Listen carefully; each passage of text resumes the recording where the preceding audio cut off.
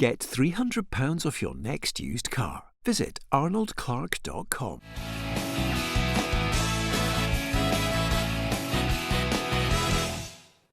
Welcome to the Football Show. I'm delighted to have your company on this Monday. I'm Peter Martin. Alan Ruff is alongside me.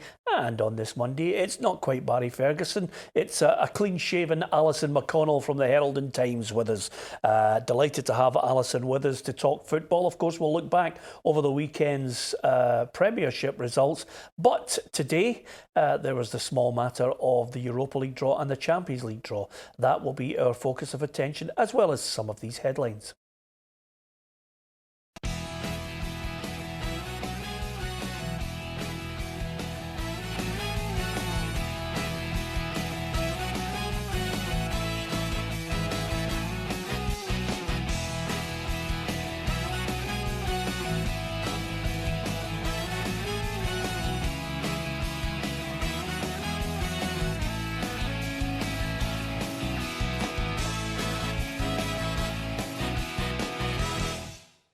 Yeah, lots to talk about, including, of course, our predictions, Roughie, which have taken a battering over the weekend. Barry Ferguson has really bitten back. I mean, he really nailed it on the scores as well. Yeah, he done well. I think he got 3 correct scores, which obviously gets you a few points, and he's taken them up near you, and it just means that I'm further behind now after that. I was beginning to bite into some of the points, but that's what happens when you get 3 correct scores. Yep, absolutely. OK, the big news today for Celtic fans was, of course, the draw for the Europa League. It's Celtic against Valencia. Here's how that shapes up in the rest of the draw as well. And as you can see, it's Celtic against Valencia. Elsewhere, Victoria Pilsen, Dinamo Zagreb, Club Brugge against Red Bull Salzburg, Rapid Vienna, Inter Milan, Slavia Prague, Genk, Krasnodar against Bayer Leverkusen, FC Zurich against Napoli, Malmo Chelsea, Shakhtar Donetsk against Eintracht Frankfurt. And there's Celtic taking their place against Valencia, Rennes, Real Betis, Olympiacos, Dynamo Kiev, Lazio Seville, Fenerbahce against Zenit, Sporting Lisbon against Villarreal, Bate Borisov against Arsenal, and Galatasaray against Benfica. So it wasn't quite the Battle of Britain that some were suggesting could be on the cards. Here's Brendan Rodgers, the Celtic manager's reaction to the draw. One, delighted to obviously been in the draw, and two, it's of course it's another game against a team with a great history and one of the great teams in Spain. So so obviously when it comes, it'll be a long way off. But yeah, we're of course delighted to be in there, and we know it's going to be a really good game. In terms of you look at their league, it's been a difficult season for them. But I think over the last few years, it's been a difficult period in the history of Valencia. But I've seen them this season against Manchester United. I thought when I seen the game at Old Trafford, I thought they played very, very well in that game. What you would describe as a typical Spanish team, technically very good, got a good idea technically and tactically of the game, and get some very good players. So again, it will be a tough test by the time it comes around. But of course we have the first leg at home in that game, and we would like to bring some sort of advantage into the second leg. But they're a very good side, and got some really good players. Roughie, what do you make of the draw? I think it's a favourable draw. You know, they haven't got a team that's on form. You know, I think there could have been harder games out there. I think they've only won 3 of their 16 league games. We all know the history that they are a good side, but there will be a better quality than what they're playing again in our league. You know, so there will be quality players in that side, and they will have to improve, obviously, after the game in midweek there. You know, you see when you go up a level into the European stage, you have to improve your own form. Yeah, I think Celtic fans are already booking their flights. It's quite a bit away. If anything, I think most Celtic fans will be looking at that and thinking, well, will they have strengthened the side significantly at that point? Absolutely. You're thinking people are booking up those flights, and the accessibility factor I think it's maybe important for Celtic that you go there and you know you'll take out a decent crowd with you. But absolutely, I think after the weekend in particular, people will be looking at it and thinking, are we going with an extra couple of strikers? Have we got a right back? What else have we brought in? Who's there? What kind of fettle do we go into that game in, and how strengthened have we been? Without question, I think people now are expecting a few changes and a few additions before then, and then you would like to think that if someone does come in, they've got adequate time to settle before that tie takes place. Yes, of course, this is off the back of Celtic losing to Hibernian at the weekend by 2-0, and here's how that all shaped up over the weekend's football. Celtic losing, Kilmarnock winning against Dundee to go top of the table, Livingston thumping Hearts 5-0 on the Friday. St Johnstone, well, their great run came to an end at the hands of Motherwell, and it was Aberdeen in a rain-lashed Paisley who came out on top against St Mirren, and Rangers moved back to the top of the table on the Sunday with their 1-0 win over Hamilton. Here's how it all panned out with our reporter Gabriel Antoniazzi. Livingston scored 5 goals in 14 minutes as they put Hearts to the sword with a 5-0 win on Friday night. Little happened in the game up until the 74th minute when Hearts keeper Bobby Zlamal clattered Livy captain Craig Halkett and the referee pointed to the spot. The skipper stood up and converted to give his team the lead. Arnaud Djoum then received a second yellow and the floodgates opened. Dolly Menga danced to the Jambo's defence to make it 2. Hardy's cool finish added a third, and 2 minutes later Hardy had his second with a long ball over the top letting him in. The game was finished by Sean Byrne, who stroked in Livy's 5th and left Hearts looking a shadow of the team that was top of the league in October. Kilmarnock briefly returned to the top of the Premiership with a 3-1 win over Dundee. The deadlock was broken in the second half when Kirk Broadfoot bundled a corner over the line. An excellent ball in by Brophy was then turned in by Kasunga to double the host's advantage. Things went from bad to worse for Dundee as slack passing across the back line meant Chris Burke was able to put the ball on a plate for Greg Stewart, who tapped in his 8th of the season. Kenny Miller scored a late consolation to make it 7 goals in 5 for him, but Kilmarnock still ran out winners. Motherwell took an early lead in Perth, with Tom Aldred sliding in at the back post from an in-swinging corner. Danny Johnston then made it 2 after 17 minutes when a bouncing ball landed at his feet and he could not miss.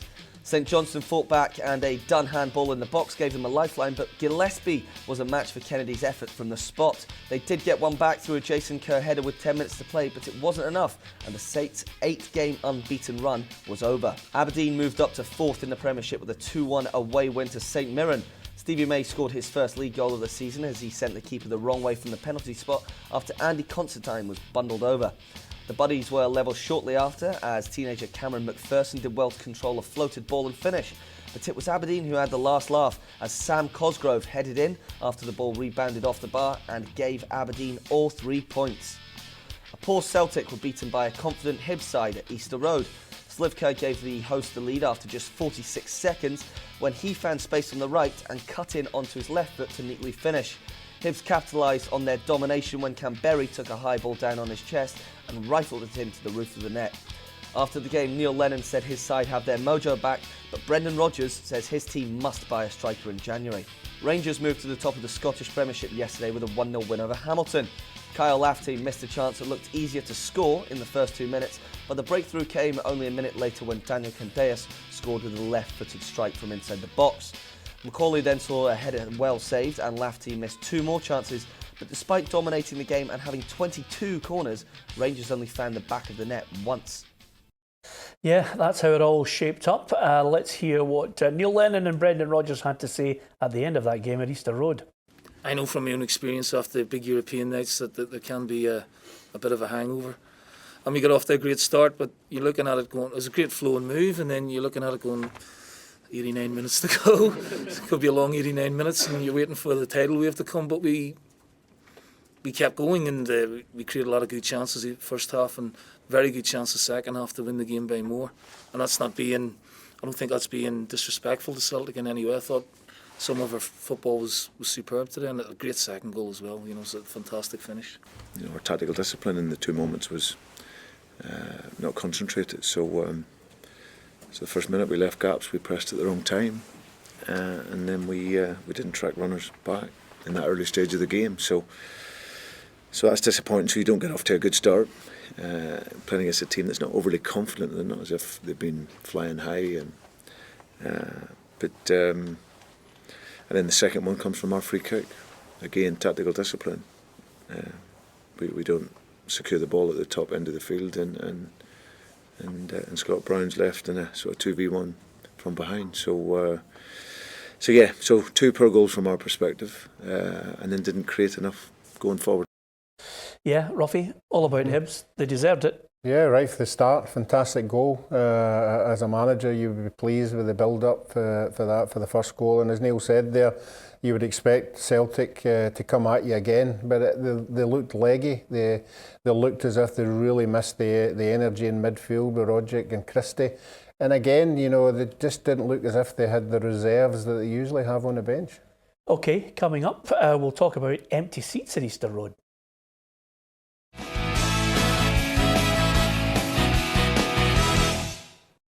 Scottish football is all about trying to get the fans in to become more and more popular.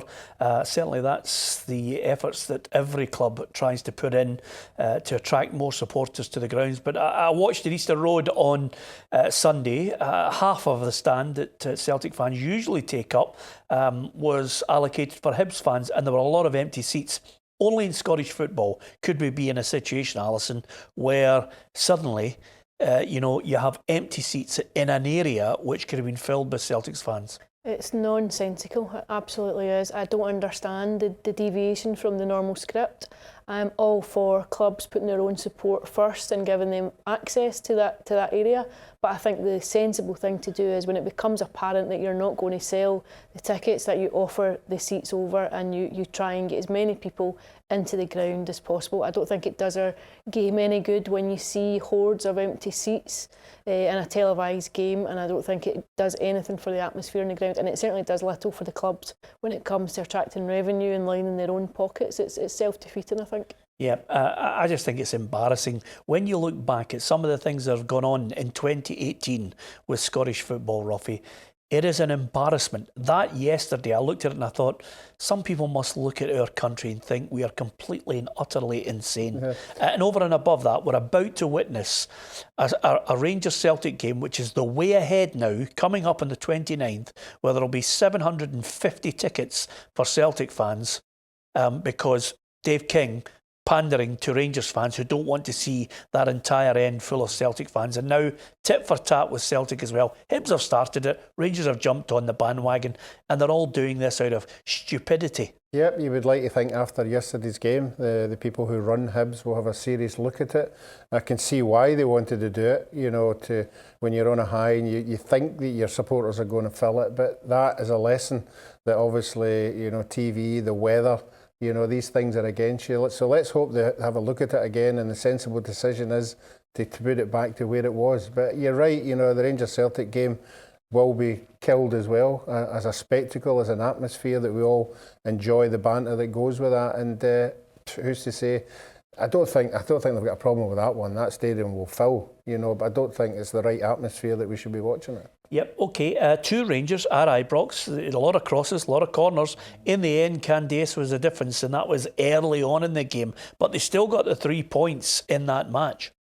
It's interesting, wasn't it? I thought Stephen Gerrard's comments post-match were interesting in the wake of the way that Rangers had celebrated at Tynecastle when they went to the top of the league. I thought he's just clearly trying to keep a lid on it and play down the expectations. But I actually think that was quite a big question to answer yesterday, because given the fact that Hibs had beaten Celtic prior to kick-off, there's a little bit of expectation and a wee bit of added pressure onto whether or not you go out and actually perform. And sometimes in instances like that, you see the team who are under pressure and expected to deliver that are a bit like the rabbit in the headlights.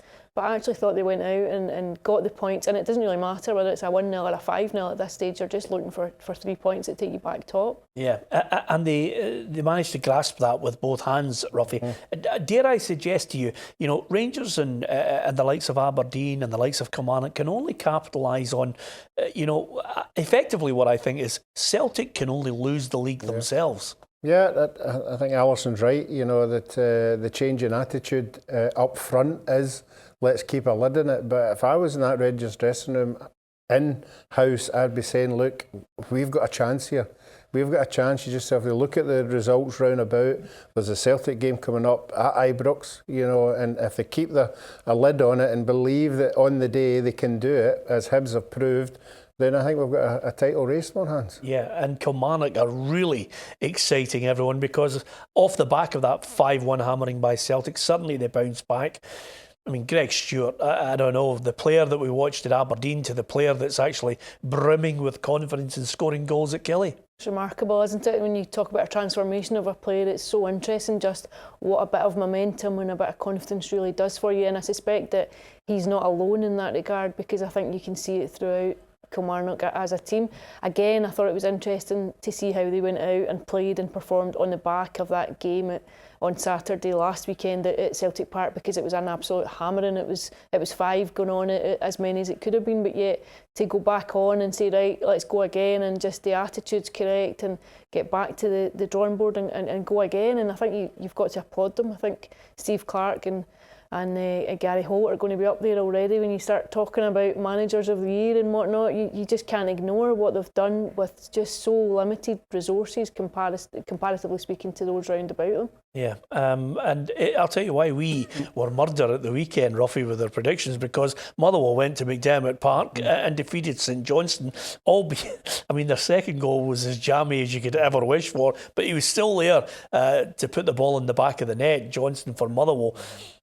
2-1 in the end, and I don't see Motherwell being involved in any relegation. No, I don't see that either. You know, I know they won't have a lot of reserves to do anything in January, but he might move some people in and out, you know, which will obviously boost their chances, but I can't see them anywhere near. I think now, after a result like that, he'll be saying, look, let's get into the top 6, you know, instead of looking behind us. Yeah, in contrast, I braved the cold weather with you, Ali, on Saturday. It's one of the coldest matches I've ever been at in Paisley, and that takes some doing.